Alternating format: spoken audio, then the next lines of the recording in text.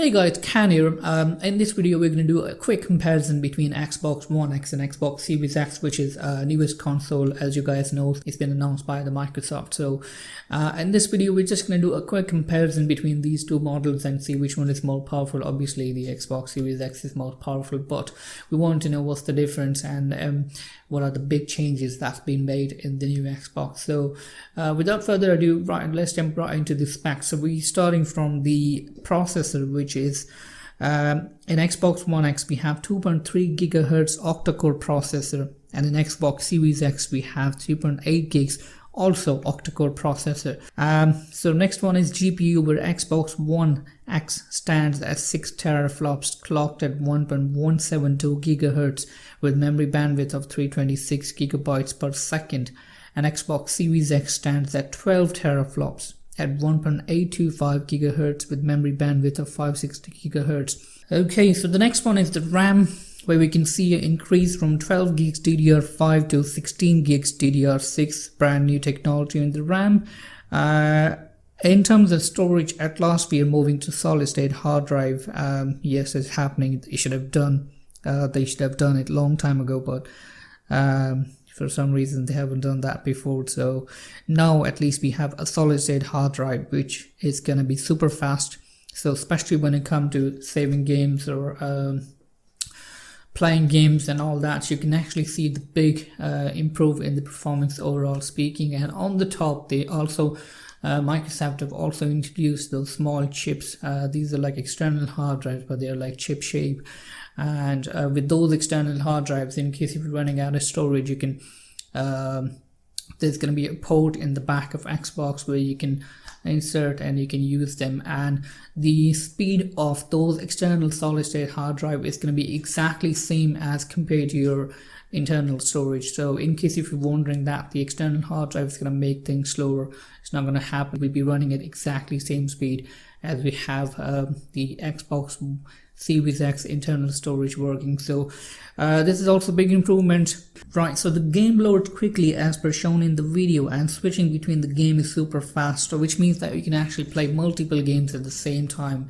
And in case if you're wondering that what's going to happen if you're switching from one game to another game, in the background when you'll be switching from one game to a second game, you will be saving automatically. So there's going to be a lot of stuff happening in the background as well. So that's also a good point in here, that we can play multi games. Not that I want to do that. Like if when it comes to me, I just like to play one game and that's it. You know, I want to play multiple games at the same time. It's just going to confuse my head. But for people who are really into games and they want to play different games at the same time, it's good for them. You can play different games at the same time. So that's one good thing about having a multiple gameplay in the new console. So as you guys all know about the HDMI 2.1, I explained that briefly in my old video. In case if you guys haven't watched that, I'm gonna leave the link in the description. You can also watch that. It's called the best TV for gaming. So with the new Xbox Series X, obviously you can have HDMI 2.1. Good news is that all the new tellies, mostly the good brands like LG, Sony, and Samsung, all the new tellies are actually making HDMI 2.1. So we are good on that too. So that's a good thing as well. Right, so this is HDMI 2.1. So basically with the Xbox Series X, I mean, I won't go too much into technicalities, but their plan is to have a gaming at 120 Hz, like I explained that again in my old video. But with the Xbox Series X, you'll be actually able to play. So there's a console there which supports gaming up to 120 Hz, which is great. That's another good thing. So there's also another feature they have. It's called the audio ray tracing, which uses the graphics to trace the audio. This was something in the consoles. I feel like I had a feeling like this was always some kind of left over, but with the new console, they have also made a huge improvement on the audio. So that's a plus point for the Xbox Series X, I would say. You guys must be wondering about the backward compatibility, which is always a big question mark whenever it comes to a new console. Everybody's asking about the backward compatibility, because there's going to be a lot of people out there who have the old games and they still want to play that games, including myself.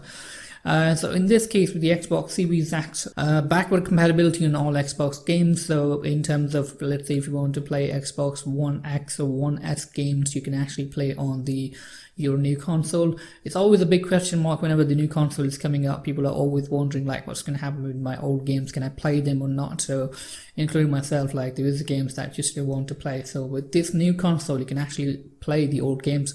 In the end, the shape of the Xbox Series X, which is completely different as compared to any other console they ever made. It's more like a box shape, like a PC. And if you do a comparison between Xbox One X and Series X, like if you keep them side by side, you will see Xbox Series X is a bit taller. So there is like, it's kind of different. It's very awkward in shape. Like it's more like a boxy kind of PC shape console. Which I think it's going to be a trouble, especially for people like who like to leave consoles in front of telly. That's including myself. So you're going to be stuck on that.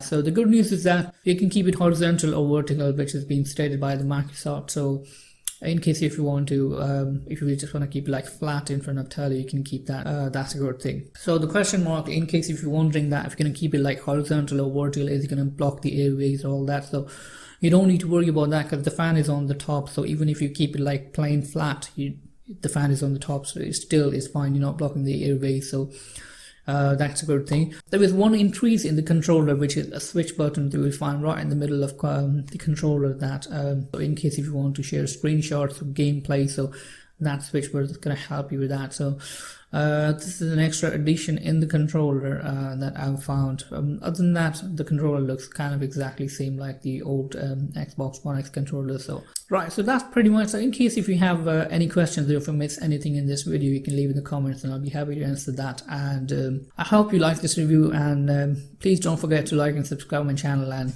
thanks for watching.